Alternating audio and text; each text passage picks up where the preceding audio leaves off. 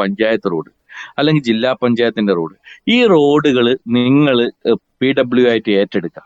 എന്നിട്ട് പുതുതായിട്ട് ആ മേഖലയിൽ PW റോഡിന്റെ അതൊരു വികസനമാണ്. അതൊരു സ്റ്റേറ്റ് ഗവൺമെന്റ് നടത്തുന്ന വികസനമാണ്. അല്ലാതെ ഈ ഒരു സാധാരണ PW റോഡ് കുഴിയാകുമ്പോൾ അത് താറയുന്നതാണ് ഞങ്ങളെ വികസനം എന്നാ പറയേണ്ടത്? ഉളുപ്പില്ല സഖാവ് ഇതൊന്നും പറയാൻ. രാഷ്ട്രീയ ക്ലാസ് എവിടുന്നോ കിട്ടുന്നത് അങ്ങ് അണ്ണാക്ക് തൊടാതെ വിഴിഞ്ഞാ വേണ്ടത്. രണ്ടാമത് പറഞ്ഞത് ഞങ്ങൾ 9 നാണം ഉണ്ടോ അറിയോ? കൊച്ചി മെട്രോന്റെ അവസ്ഥ അറിയോ? നിങ്ങൾ പറഞ്ഞു നമ്മ എത്രയോ കിലോമീറ്റർ ചെയ്തതിന്റെ കണക്കെല്ലാം പറയുന്നുണ്ടായിരുന്നു. കൊച്ചി മെട്രോ അന്ന് ഉമ്മൻചാണ്ടി വെച്ചിട്ട് പോയെടുക്കുന്നത് 1 കിലോമീറ്റർ നിങ്ങൾക്ക് ഒറ്റ കിലോമീറ്റർ നിങ്ങൾക്കൊന്ന് നീളം കൂട്ടാൻ പറ്റിയിട്ടുണ്ടോ? കൂടുതൽ 9 വർഷമായില്ലേ, 9-10 വർഷമായില്ലേ, 1 കിലോമീറ്റർ ഒന്ന് നീളം കൂട്ടാൻ പറ്റിച്ചിട്ടുണ്ട് സഖാവെ? ഇതാണ് നിങ്ങളെ വികസനം. പിന്നെ നിങ്ങൾ പറഞ്ഞു സ്ത്രീ സുരക്ഷ എന്ന്. ആശാ വർക്കന്മാർ തിരുവനന്തപുരത്ത് തൊണ്ട പൊട്ടി കരയുന്ന രംഗം നമ്മൾ കണ്ടതല്ലേ? ഒരു 100 രൂപക്ക് വേണ്ടിയിട്ട്. എടാ നീയും നിന്റെ പാർട്ടിക്കാരും അവിടെ ഒരു തിരുട്ട് സംഘമായി പ്രവർത്തിച്ച് ഇങ്ങനെ കേന്ദ്രത്തിലും മറ്റേ വിദേശ രാജ്യങ്ങളിൽ കറങ്ങുന്ന സമയത്ത് ഈ അമ്മമാർ നമ്മുടെ ഓരോ വീടുകളിലും വന്നിട്ട് നമ്മുടെ പ്രശ്നങ്ങൾ അന്വേഷിക്കുന്ന നിങ്ങൾക്ക് സുഖമാണോ, നിങ്ങളുടെ ആരോഗ്യസ്ഥിതി എന്താണ്, നമ്മൾ ഓരോ പൾസും റിപ്പോർട്ട് ചെയ്യുന്ന ആശാ വർക്കന്മാർ തൊണ്ട പൊട്ട് കരയുന്നത് നമ്മൾ കണ്ടതല്ലേ? എന്നിട്ട് സ്ത്രീ സുരക്ഷ എന്തോ പറഞ്ഞു. പിന്നെ പറഞ്ഞു പോലീസ് സ്റ്റേഷൻ. ഇവിടെ നമ്മൾ കണ്ടതല്ലേ കഴിഞ്ഞ 1 മാസം മുമ്പ് കരണത്തടിക്കുന്ന പോലീസുമാരുടെ വീഡിയോ നമ്മൾ കണ്ടതല്ലേ? സൗഹൃദ പോലീസ് സ്റ്റേഷന്റെ രംഗങ്ങൾ നമ്മൾ കണ്ടതല്ലേ? മറന്നുപോയ? പിണറായി വിജയന്റെ പോലീസിന്റെ രംഗങ്ങൾ നമ്മൾ കണ്ടതല്ലേ? ഇത് ഇവിടെ ഒരു ഫാസിസ്റ്റ് ഭരണകൂടമാണ് ഇവിടെ ഭരിക്കുന്നത്. എന്നിട്ടാ പറയുന്നത് സൗഹൃദ പോലീസ് സ്റ്റേഷൻ.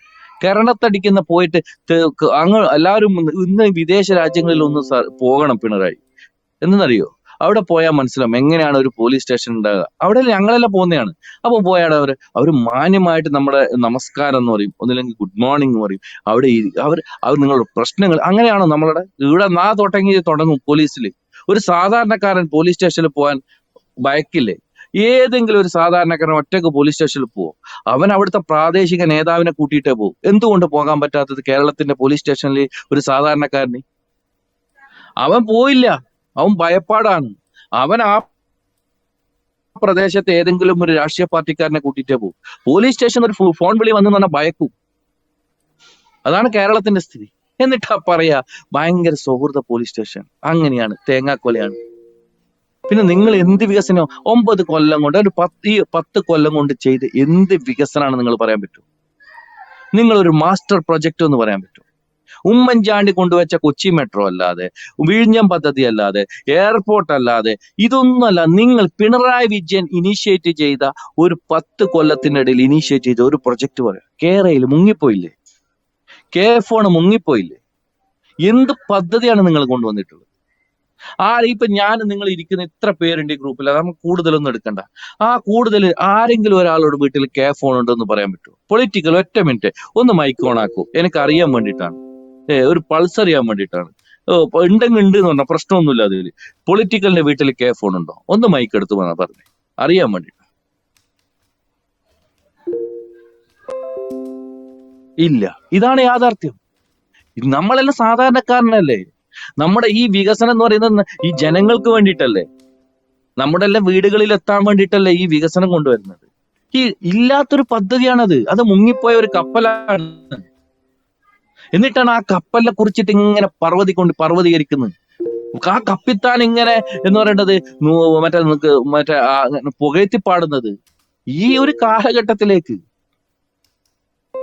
CPM-ന്റെ മഹിമയൊന്നും എനിക്ക് പറയേണ്ട പിണറായി. കാരണം ഇനിയെല്ലാം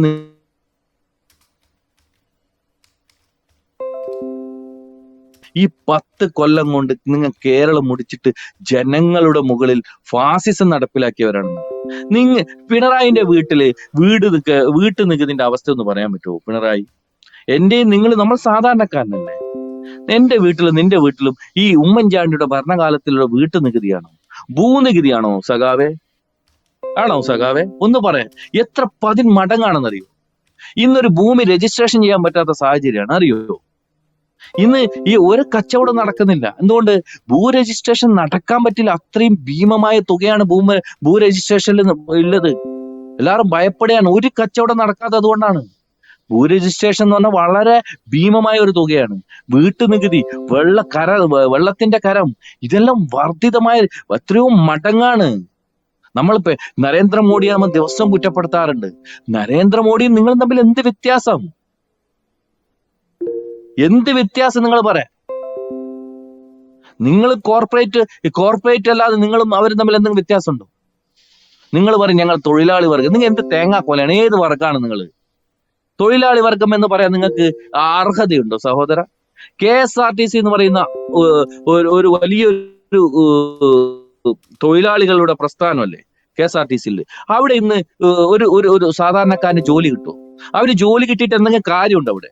അവന് പെൻഷൻ ഉണ്ടോ? അവന് ആനുകൂല്യം ഇല്ല. അതെ, അവിടെ ഒരു കമ്പനി ക്രിയേറ്റ് ചെയ്തിരിക്കുകയാണ്. KSRTC ഒരു കമ്പനി ക്രിയേറ്റ് ചെയ്ത തൊഴിലാളി വർഗ പ്രസ്ഥാനം കേട്ടോ ഇവർ. അവിടെ എന്ന് പറഞ്ഞാൽ സാധാരണ ഡെയിലി വേജസിൽ ശമ്പളം വാങ്ങിക്കോളാം, പോയിക്കോളാം, അത്രയുള്ളൂ. തൊഴിലാളിക്ക് ഒരു ആനുകൂല്യം ഇല്ല. അവിടെ പുതിയൊരു കമ്പനിയാണ് കേരളത്തിൽ ക്രിയേറ്റ് ചെയ്തിരിക്കുന്നത്. ഇതാണ് ഇന്നത്തെ തൊഴിലാളി വർഗ പ്രസ്ഥാനം നടത്തുന്നത്. നിങ്ങളും നരേന്ദ്രമോദി ഒരു വ്യത്യാസവും ഇല്ല. എന്നിട്ട് ഇങ്ങനെ നരേന്ദ്രമോദിനെ കുറ്റപ്പെടുത്തും. നിങ്ങൾ എന്തിനു കുറ്റപ്പെടുത്തുന്നത്? നിങ്ങൾ രണ്ടാളും നയം ഒന്നാണ്. ഏത് മേഖലയിലാണ് നിങ്ങൾ വികസനം എന്ന് പറയാൻ ഇല്ലത്? ഒരു മേഖല നിങ്ങൾ പറയാം ഞങ്ങളെ വികസനം. നിങ്ങൾ ആരോഗ്യ മേഖലയിൽ വികസനം ഉണ്ടോ? നമുക്ക് അതെടുക്കാന്നാല് ആരോഗ്യ മേഖലയുടെ സ്ഥിതി എന്താണ്? എവിടെയെങ്കിലും ഞങ്ങൾ തുടങ്ങി വെച്ച മെഡിക്കൽ കോളേജ് നിങ്ങൾക്ക് കംപ്ലീറ്റ് ചെയ്യാൻ പറ്റിയ 10 വർഷം നിങ്ങൾക്ക് കിട്ടിയില്ലേ? ഞങ്ങൾ എല്ലാ ജില്ലകളിലും മെഡിക്കൽ കോളേജ് നടപ്പിലാക്കിയവരല്ലേ? ഏതെങ്കിലും മെഡിക്കൽ കോളേജ് ഏതെങ്കിലും ഒരു ജില്ലയിൽ നിങ്ങൾക്ക് പൂർണ്ണമായിട്ട് നിങ്ങൾക്ക് കൊണ്ടുവരാൻ സാധിച്ചോ? മലപ്പുറത്ത് മെഡിക്കൽ കോളേജ് ഉണ്ടാക്കിയത് അവിടുത്തെ പാവപ്പെട്ട ജനങ്ങൾ പാട്ടപ്പിരിവ് നടത്തിയിട്ടാണ്. ഒരു സർക്കാർ ഉണ്ടാകുന്ന സമയത്ത് അറിയോ? ഒരു സർക്കാർ അവിടെ ഉണ്ടാകുന്ന സമയത്ത് ഒരു ജനം തെരുവിലിറങ്ങിയാണ് പാട്ടപ്പിരിവിന്. എന്നിട്ട് അവർ മെഡിക്കൽ കോളേജ് ഉണ്ടാക്കിയ. നിങ്ങൾക്കറിയോ കോട്ടയത്തല്ലേ നമ്മളെ ഒരു മെഡിക്കൽ കോളേജിൽ നിന്ന് ഒരു അമ്മ മരണപ്പെട്ടത് ഈ വർഷകാലത്ത്? പിന്നെ നിങ്ങൾ വിദ്യാഭ്യാസ മേഖല എടുക്കുന്നു. വിദ്യാഭ്യാസ മേഖലയിൽ നിങ്ങൾക്ക് എന്ത് വികസനമാണ് പറയാൻ പറ്റുക? ഈ 10 വർഷത്തിനിടയിൽ നിങ്ങൾക്ക് എന്ത് വികസനമാണ് പറയാൻ പറ്റുക വിദ്യാഭ്യാസ മേഖലയിൽ? നിങ്ങൾക്ക് ഒരു യൂണിവേഴ്സിറ്റി തുടങ്ങാൻ പറ്റിയിട്ടുണ്ട്? ഒരു മിനിറ്റ് ഞാൻ മര്യാദക്ക് എന്റെ പൊളിറ്റിക്കല് ഞാൻ എവിടെയും ആരെയും പ്രൊവോക്ക് ചെയ്യുന്ന രീതിയിൽ സംസാരിച്ചിട്ടില്ല. ഈ വിദ്യാഭ്യാസ രംഗം നമുക്ക് എടുക്കാം. വിദ്യാഭ്യാസ രംഗത്ത് നിങ്ങൾക്ക് ഈ വിപ്ലവകരമായ എന്ത് മാറ്റാണ് കൊണ്ടുവരാൻ സാധിച്ചിട്ടില്ല ഈ 10 വർഷത്തിനിടയ്ക്ക്? നിങ്ങൾ ഒരു യൂണിവേഴ്സിറ്റി നിങ്ങൾക്ക് ഉണ്ടാക്കാൻ പറ്റിയിട്ടുണ്ടോ? നിങ്ങൾ പറയാം ഞങ്ങൾ നിങ്ങൾ ഉണ്ടാക്കിയിട്ടുണ്ട് ഒന്ന്. അത് എന്തെന്നറിയോ? നിങ്ങൾ നരേന്ദ്രമോദിനെ കുറ്റപ്പെടുത്തേണ്ടവരല്ല. എന്താണ് നിങ്ങൾ ഉണ്ടാക്കിയിട്ടുള്ളത്? കൂത്തുപറമ്പ് രക്തസാക്ഷികൾ എന്ന് പറഞ്ഞാൽ